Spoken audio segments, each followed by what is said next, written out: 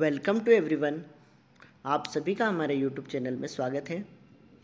पिछले वीडियो में हमने चैप्टर 2 के दीर्घ उत्तरीय प्रश्नों को देखा था। उसके आगे के दीर्घ उत्तरीय प्रश्न आज हम देखेंगे। हमारा अगला क्वेश्चन है, उत्तर मौर्य काल में विकसित राजत्व के विचारों की चर्चा कीजिए। देखिए इसमें क्या पूछा गया है। राजत्व मीन्स राजा शासन किस सिद्धांत पर करता था, ठीक है, उन विचारों को हमें बताना है। उत्तर मौर्य काल में कौन कौन से हुए थे, जैसे कुषाण हुए थे, ठीक है, गुप्त हुए थे, गुप्त के अलावा शक हुए थे, शक के अलावा देखते हैं दक्षिण में सरदारियाँ जो विकसित हुई थी वो, ठीक है। इनके राजत्व के विचार मीन्स राजा किस सिद्धांत पर कार्य करता था उनको हम इस क्वेश्चन में देखेंगे, ठीक है। देखते हैं अब हम। मौर्य काल के पतन के पश्चात भारतीय उपमहाद्वीप क्षेत्र में नए शासक और रजवाड़ों का उदय हुआ, जिनमें कुषाण, शक, गुप्त एवं दक्षिण के क्षेत्र में चोल, चेर और पांड्य प्रमुख हैं। इनमें हम पहला देखते हैं कुषाणों के राजत्व संबंधी विचार। कुषाण शासक निरंकुश होते थे। निरंकुश देखिए, जहाँ पर क्या होगा, राजा शासन करेगा वो हमेशा निरंकुश शासन रहेगा, ठीक है।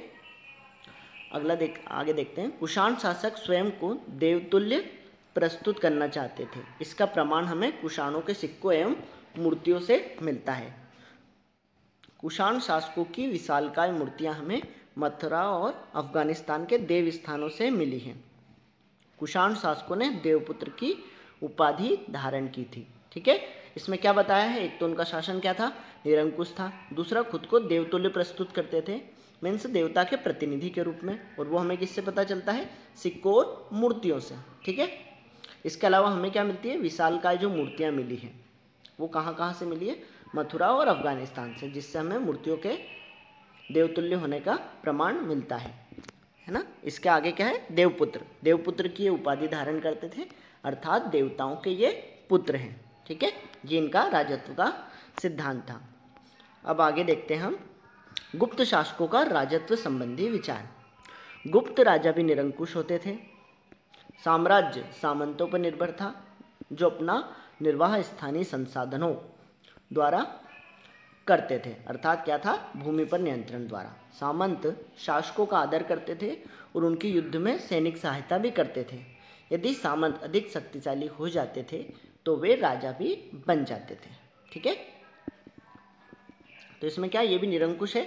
दूसरा, इनका शासन किस पर निर्भर था, सामंतों पर, ठीक है। सामंत क्या होते थे, जो एक निश्चित क्षेत्र की भूमि पर अधिकार रखते थे और राजा को कर प्रदान करते थे उस क्षेत्र का, है ना, और राजा को युद्ध के समय सैनिक सहायता करते थे। यही क्या था इनका राजत्व का सिद्धांत। अब तीसरा देखते हैं हम शक क्षत्रप के राजत्व संबंधी विचार, ठीक है। शकों का साम्राज्य अनेक प्रांतों में विभाजित था। इन प्रांतों पर शक्तिशाली सामंत शासन करते थे, जिन्हें क्षत्रप कहते थे। शकों में 2 राजा साथ साथ शासन करते थे। शक विदेशी थे, किंतु इनका भारतीकरण हो गया था। इनका राजत्व संबंधी सिद्धांत भी धर्म से प्रभावित था, ठीक है। हमने क्या देखा है, शक क्षत्रप के राजत्व संबंधी सिद्धांत, ठीक है। ये क्या थे, विदेशी थे। कहाँ से आए थे, चीन से आए थे। कौन, शक। बाद में इन्होंने भारत में शासन स्थापित किया, है ना। इनके शासन के जो जिस क्षेत्र में करते थे उसको क्षत्रप कहते थे, और इसमें एक साथ 2 राजा शासन करते थे, है ना, ठीक है। तो शकों का भी हमारा राजत्व संबंधी सिद्धांत हो गया है, ठीक है। क्वेश्चन आपका 3 में लगभग हो जाएगा। आपको चौथा लिखना है, तो क्वेश्चन में हमने सरदार और सरदारियों के बारे में लिखा है, ठीक है, तो उससे भी आप लिख सकते हैं। तो 4 आपके राजत्व संबंधी सिद्धांत हो जाएंगे। अब आपका ये क्वेश्चन खत्म हो जाता है। अगला क्वेश्चन देखते हैं, मौर्य वंश के बारे में जानने वाले ऐतिहासिक स्रोतों का वर्णन कीजिए। इस क्वेश्चन में क्या पूछा गया है कि मौर्य वंश के बारे में हमें किन किन ऐतिहासिक स्रोतों से जानकारी मिलती है, ठीक है। तब इनमें धीरे धीरे पॉइंट वाइज लिखेंगे।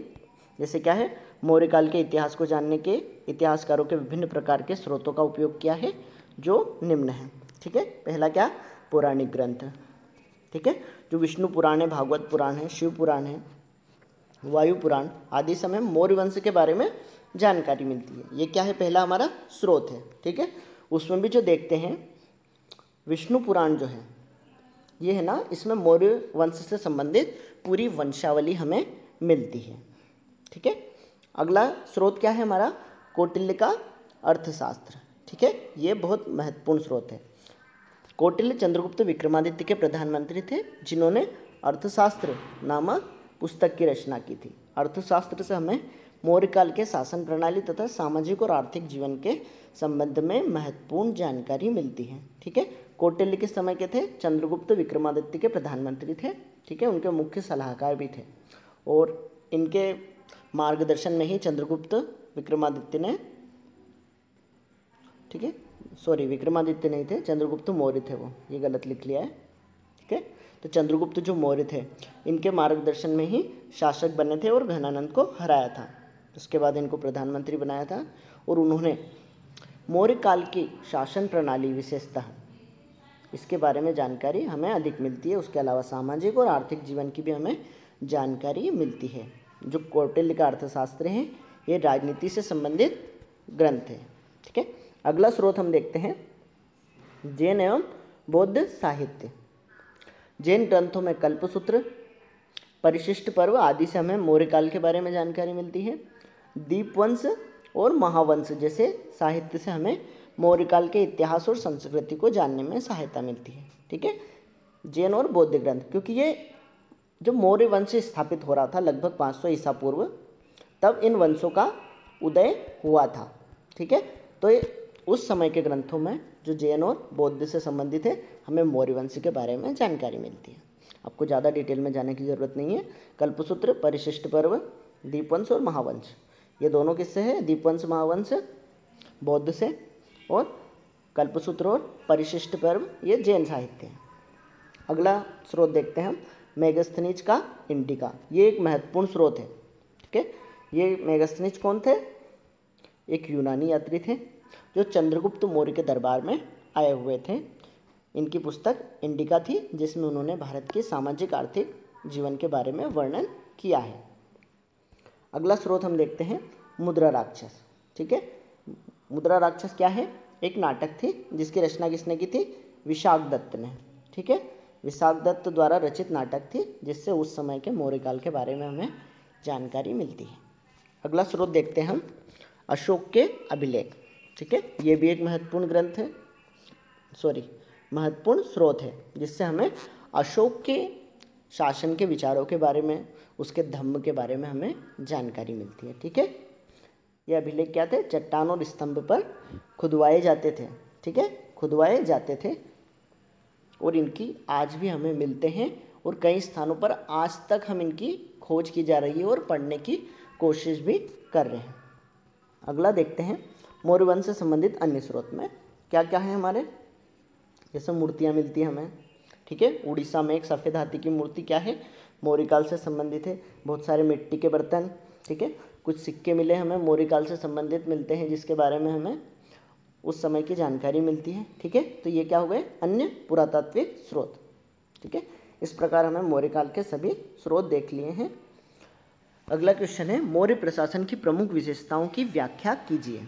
ठीक है, तो इसमें हम देखते हैं विशेषता, शासन प्रबंध और इसके प्रमुख अभिलक्षण, ये तीनों क्वेश्चन आते हैं। तो इसकी सिर्फ क्या बदलेगी, इंट्रो बदलेगा इसका, मीन्स जो शुरुआत करते हैं वही बदलना है, बाकी जो पॉइंट लिखेंगे वो वही आएंगे जो हम तीनों क्वेश्चन में लिखेंगे। ठीक है, तो हम देखते हैं इसमें चंद्रगुप्त मौर्य ने 321 ईसा पूर्व मौर्य साम्राज्य की नींव रखी। मौर्य साम्राज्य के बारे में हमें कौटिल्य के अर्थशास्त्र, मेगस्थनीज की इंडिका, अशोक के अभिलेख आदि से जानकारी मिलती है। इन स्रोतों के आधार पर हम मौर्यकालीन प्रशासन को निम्न बिंदुओं में समझ सकते हैं। ठीक है, देखिए थोड़ा सा बड़ा हो सकता है क्वेश्चन, लेकिन इसको छोटा कर सकते हैं आप, है ना। मैंने अभी आपकी जानकारी के लिए थोड़ा सा कोशिश की है छोटा करने की। ठीक है, तो समझने में आसानी होगी, इसको हम और छोटा भी कर सकते हैं। जैसे केंद्रीय प्रशासन देखते हैं हम सबसे पहले। राजा प्रशासन में सर्वोच्च होता था। संपूर्ण शासन की शक्तियाँ राजा के हाथों में नहीं थी, राजा निरंकुश होते थे। ठीक है, कल्याणकारी कार्यों को संपादित करते थे राजा। राजा को उसके शासन कार्य में सहायता देने के लिए एक मंत्री परिषद होती थी। मंत्री परिषद के परामर्श को मानने के लिए राजा बाध्य नहीं होता था। ठीक है, क्या होता था? देखिए, जहाँ भी राजा होगा वो क्या होगा? शासन में सर्वोच्च होगा, निरंकुश होगा, ठीक है, और सारी शक्तियाँ उसमें निहित होगी। ये तो नॉर्मल बात है। ठीक है, किसी भी वंश में कॉमन चीज़ें होती हैं, इनको किसी भी वंश के बारे में लिखने में हम यूज़ कर सकते हैं। ठीक है, इसके आगे देखते हैं हम। मौर्य काल में नौकरशाही अत्यंत सुसंगठित और व्यवस्थित थी। प्रशासन की सुविधा के लिए 18 शीर्षस्थ अधिकारियों की व्यवस्था की थी, जिन्हें क्या कहा जाता था? तीर्थ कहा जाता था। इन तीर्थों में समाहर्ता, जो राजस्व का सर्वोच्च अधिकारी था, सन्निधाता, राजकोष का सर्वोच्च अधिकारी, महादंड नायक, ऐसे कुछ पद होते थे। ठीक है, जो क्या होते थे? सर्वोच्च होते थे अपने प्रशासन में, जिन्हें क्या कहते थे? तीर्थ कहा जाता था। ठीक है, इसके अलावा 27 अध्यक्षों की भी जानकारी मिली है। ठीक है, लेकिन हम क्या करेंगे? इतना लिखेंगे, काफ़ी बड़ा क्वेश्चन हो जाएगा, इसलिए आप 1-2 लाइन ऊपर से कम कर सकते हैं।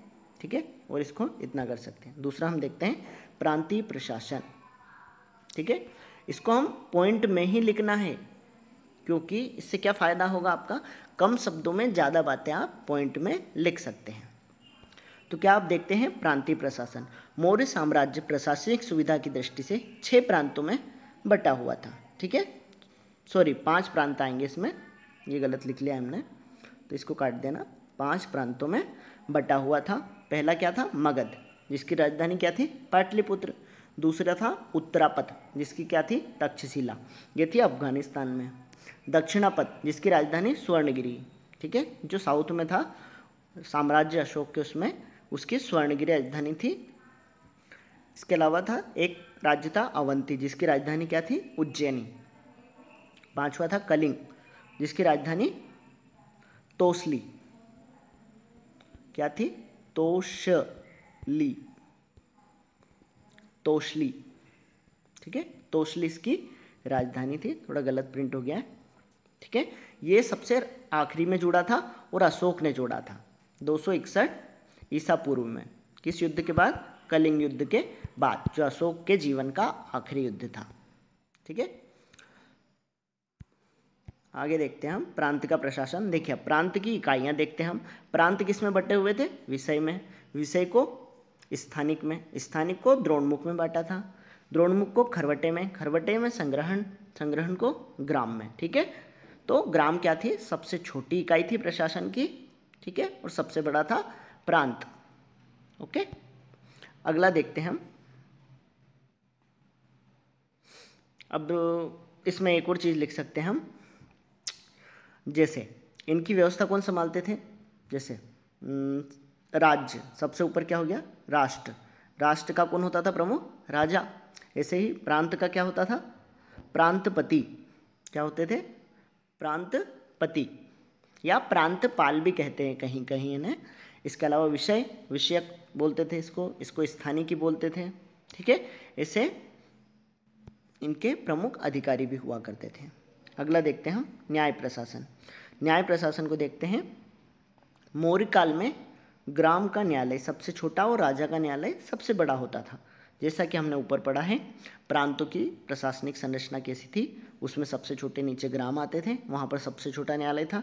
ऐसे ही सबसे ऊपर राजा होता था, राष्ट्र का प्रमुख, तो वो क्या होता था? उसका न्यायालय सबसे बड़ा होता था। इसके अतिरिक्त 2 प्रकार के न्यायालय होते थे प्रकृति के आधार पर। जैसे धर्मष्ठी, ये क्या होते थे? दीवानी मामले। ठीक है, और दूसरा कंटक शोधन, जो फौजदारी मामले होते थे। दीवानी मामले वो होते हैं जो जमीन जायदाद से संबंधित होते हैं। फौजदारी क्या होते हैं? विभिन्न कानूनों का उल्लंघन या फिर किसी जैसे हत्या, है ना, या अपराध से संबंधित जो जिनको हम मानते हैं, वो फौजदारी मामले होते हैं। तो इन दोनों के लिए उस समय भी 2 अलग अलग न्यायालय हुआ करते थे। अगला देखते हैं राजस्व प्रशासन। ठीक है, मौर्य काल में राज्य की आय का प्रमुख स्रोत क्या था? भूमि कर। ठीक है, नॉर्मली हम देखते हैं मुगल काल तक यही क्या था? आय का प्रमुख स्रोत था भूमि कर, जो क्या लिया जाता था? भूमि का कृषि की उपज का 1/6 भाग। ठीक है, इसके अलावा कुछ अतिरिक्त कर भी थे, जैसे बिक्री कर, आयात कर, निर्यात कर, अर्थदंड। ठीक है, कोई अपराध करता था तो उसको दंड दिया जाता था अर्थ का, वो अर्थदंड। आयात मीन्स सामान मंगवाया जाता था, निर्यात जो सामान को दूसरे देशों में भेजने के लिए कर लगाते थे वो। ठीक है, एक था बिक्री कर, ये क्या सामान बेचने समय शासन द्वारा लगाया जाता था या प्रशासन द्वारा लगाया जाता था। ठीक है, अब हम देखते हैं सैन्य प्रशासन। मौर्य साम्राज्य की सेना क्या थी, विशाल और शक्तिशाली थी, क्योंकि इनका साम्राज्य बहुत बड़ा था। ठीक है, और इसमें क्या थी, सेना 5-5 सदस्यों की 6 समितियों द्वारा नियंत्रित होती थी। कुल मिलाकर 6 समितियों में कितने सदस्य थे, 30 सदस्य होते थे जो सेना का संचालन करते थे, जिनमें पहली समिति थी वो थी पैदल सेना समिति, दूसरी थी नौसेना, अश्वसेना, रथ सेना, गज सेना और यातायात और खानपान संचालन समिति। इनको याद रखना बहुत अच्छा सरल है।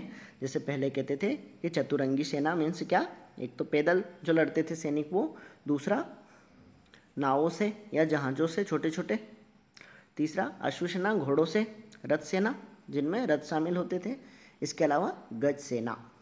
ठीक है, और एक आखिरी समिति हम देखते हैं, इन सभी की खानपान और लाने ले जाने की व्यवस्था देखने वाली समिति थी। ठीक है, इस प्रकार कितनी समितियाँ थी, 6 समितियाँ थी 5 सेनाओं के लिए। ठीक है, अगला क्वेश्चन देखते हैं हम, सरदार और सरदारी से आप क्या समझते हैं, विस्तार से समझाइए। ठीक है, इसका आंसर देखते हैं। उत्तर मौर्य काल में भारतीय उपमहाद्वीप के दक्कन और उससे दक्षिण के क्षेत्र में स्थित तमिलकम क्षेत्र में, जो आज का तमिलनाडु है, चोल, चेर, पांड्य जैसे राज्यों का उदय हुआ, जिन्हें विद्वानों ने सरदारियों का नाम दिया। ठीक है, सरदारियों का प्रमुख सरदार होता था, जिसका पद क्या होता था, वंशानुगत होता था। मीन्स जो सरदार होता था वो मर जाता था तो उसका पुत्र सरदार हो जाता था। ठीक है, और कहीं कहीं ये नहीं भी होता था।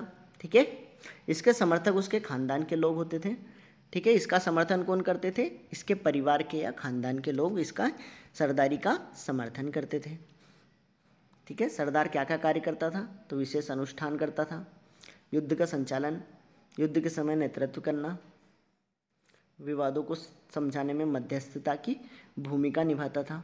ठीक है, सरदार अपने अधीन लोगों से भेंट लेता था। भेंट क्या है, एक कर होता था, एक प्रकार से जो कर में नहीं मान के एक भेंट मान लेते थे, जैसे उपहार देते हैं हम किसको, किसी को भी, ऐसे ही सरदार उपहार के रूप में चीज़ें लेता था। जबकि राजा क्या करता था, कर की वसूली करता था। देखिए, कर और भेंट में क्या अंतर है, कर क्या होता है, एक निश्चित होता है। ठीक है, और प्रतिवर्ष दिया जाता है और एक निश्चित सीमा के भीतर। लेकिन भेंट क्या है, जब चाहे तब दे सकते हैं और जितनी चाहे उतनी दे सकते हैं अपने सामर्थ्य के अनुसार। ठीक है, तो सरदार अपने समर्थकों से ली गई भेंटों का वितरण भी करता था। सरदार में सामान्यतः कोई स्थानीय सेना या अधिकारी नहीं होते थे। ठीक है, इनके स्थानीय सैनिक नहीं रखते थे ये। तमिलकल क्षेत्र में उदित यह सरदारियाँ काफ़ी समृद्ध थी और लंबे समय तक अस्तित्व में रहीं। ठीक है, अब जैसे हमने राजत्व का सिद्धांत देखा है, तो उसमें आप यहाँ से लिख सकते हैं राजत्व का सिद्धांत क्या है, ये जो है, ठीक है, ये राजत्व का सिद्धांत है। इस प्रकार 4 राजत्व के सिद्धांत उसमें आप ऐड कर सकते हैं और एक क्वेश्चन याद करके आप 2 क्वेश्चन में इसका यूज़ कर सकते हैं। अगला क्वेश्चन देखते हैं, महाजनपदों के विकास के साथ साथ राजा और प्रजा के संबंध क्यों बिगड़ते चले गए। बहुत ही सरल क्वेश्चन है ये आपका, कि महाजनपदों के विकास के साथ साथ राजा प्रजा के संबंध तनावपूर्ण बन गए थे। इनकी जानकारी हमें, एक कथा पढ़ी हमने चैप्टर में, गंध तिंदु जातक कथा से हमें इसकी जानकारी मिलती है। ठीक है, और विशेषकर एक राजा के अपनी प्रजा से, विशेषकर किस प्रजा से, ग्रामीण प्रजा से संबंध तनावपूर्ण होते थे। ठीक है, क्योंकि राजा के कर्मचारी जब कर लेने जाते थे तब उनके बीच बहुत सारे झगड़े हो जाते थे। आगे देखते हैं, महाजनपद काल के विकास के साथ ही अब हम कारण देख रहे हैं इसमें, राजा अपने राजकोष को भरने के लिए अधिक से अधिक करों की मांग जनता से करते थे, जिससे किसान सदैव त्रस्त रहते थे। इससे ज्ञात होता है कि उस समय किसानों की आर्थिक स्थिति अच्छी नहीं थी।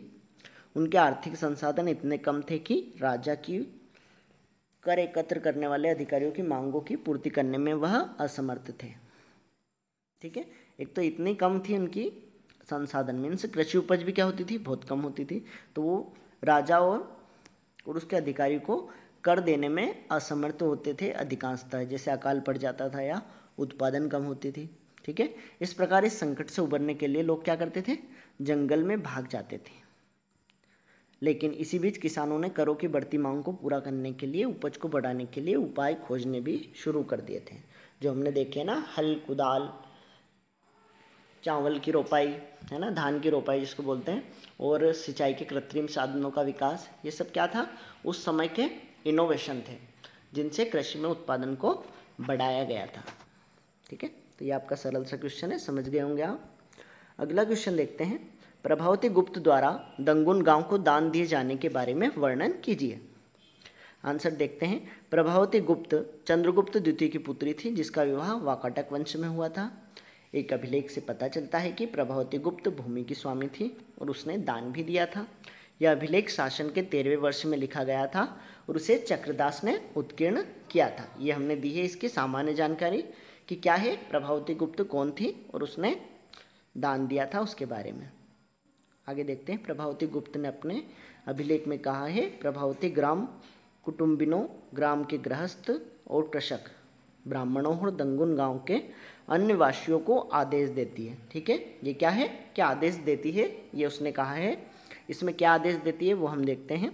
आपको ज्ञात हो कि कार्तिक शुक्ल पक्ष की द्वादशी तिथि को धार्मिक पुण्य प्राप्ति के लिए इस गांव को जल अर्पण के साथ आचार्य चनाल स्वामी को दान दिया गया है। आपको इनके सभी आदेशों का पालन करना चाहिए। एक अग्रहार के लिए उपयुक्त निम्नलिखित रियायतों का निर्देश भी देती है। इस गांव में पुलिस या सैनिक प्रवेश नहीं करेंगे। दौरे पर आने वाले शासकीय अधिकारियों को यह गांव घास और आसन देने में प्रयुक्त होने वाली जानवरों की खाल और कोयला देने के दायित्व से मुक्त है। साथ ही वे मदिरा खरीदने और नमक हेतु खुदाई करने के राजस्व अधिकार को कार्यान्वित किए जाने से मुक्त है। इस गांव को खनिज पदार्थों और खदीर वृक्ष के उत्पाद देने से भी छूट है। फूल और दूध देने से भी छूट है। इस गांव का दान इसके भीतर की संपत्ति और बड़े छोटे सभी करों सहित किया गया है। ठीक है, थोड़ा सा अजीब लग रहा होगा आपको, लेकिन जो है ये प्रभावती गुप्त के अभिलेख की भाषा है। लेकिन आप ऐसा जरूरी नहीं कि यही भाषा लिखें, लेकिन इसके जो पॉइंट हैं वो आने जाने चाहिए। जैसे आपको अगर ध्यान नहीं रहता है ये कार्तिक शुक्ल द्वादशी, तो इसको आप छोड़ दीजिएगा, लेकिन ये बताइएगा कम से कम कि क्या है, धार्मिक पुण्य की प्राप्ति के लिए इस गांव को दान दिया गया था और किन को दान दिया है, ये भी जरूरी है। ठीक है, इसके अलावा क्या है, अग्रहार क्या है, जो दान की गई भूमि थी उसको अग्रहार कहते थे, आपको पता ही है। इसके अलावा उसमें क्या क्या कर सकते थे और क्या क्या नहीं कर सकते थे, है ना, तो ये सभी आपको याद रखना है। लेकिन कोशिश ये करना कि सीरियल से रख सके। अगर सीरियल से नहीं भी कर पाए तो आप इसको लिख सकते हैं अपनी लैंग्वेज में, ऐसा नहीं है कि एज इट इज़ लिखना ज़रूरी है। ठीक है, तो काफ़ी आसान हो जाएगा आपके लिए। अगला क्वेश्चन देखते हैं, लोहे के फाल के प्रयोग ने संपूर्ण उपमहाद्वीप में कृषि क्रांति में परिवर्तन ला दिया, इस कथन की पुष्टि कीजिए। ठीक है, ये क्वेश्चन हम कल देखेंगे। Okay, thank you for watching.